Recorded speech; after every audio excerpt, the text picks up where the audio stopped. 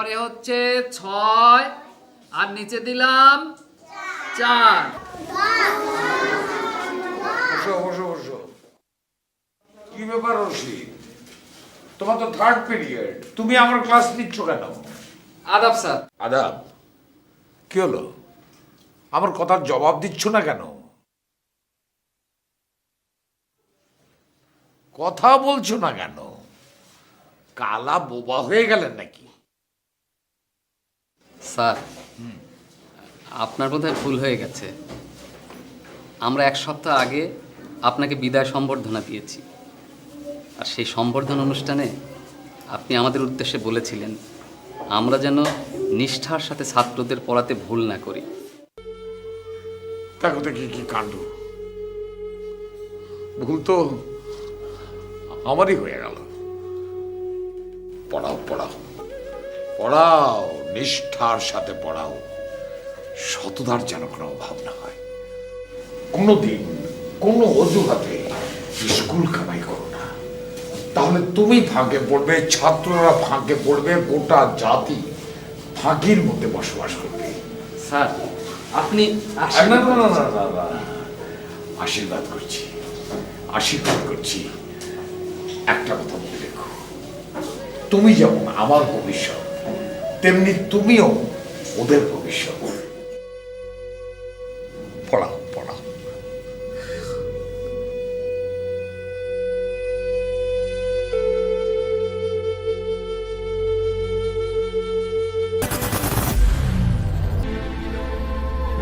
I am Ox.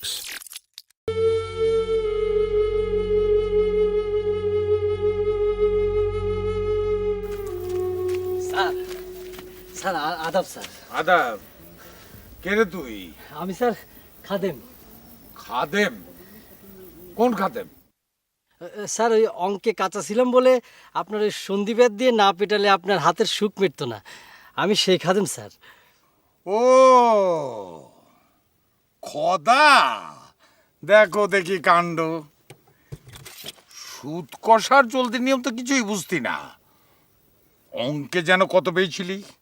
Sir আল্লাহর রহমতে আর আপনার বেতের গুণে টেনে টেনে 36 পাইছিলাম স্যার। ভালো ভালো, এসএসসি পাশ করে শিক্ষিতের দলে নাম লেখালি, তা কলেজে ভর্তি হয়েছিস তো?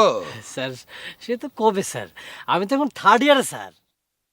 বলিস কি রে, তুই তো অনেক দূরে গেছিস।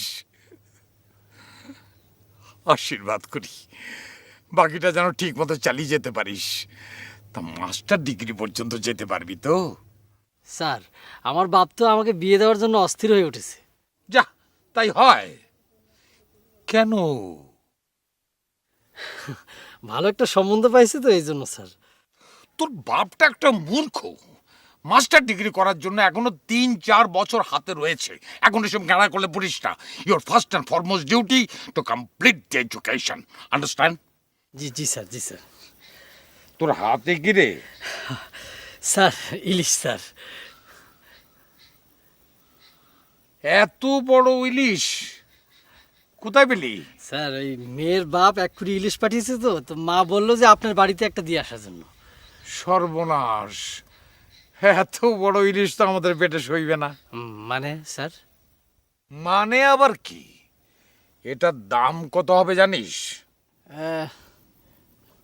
তা এই বাজারে স্যার 800 থেকে 1000 হবে স্যার।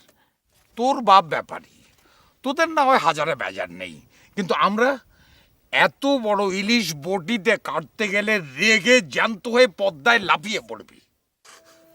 কি যে বলেন স্যার।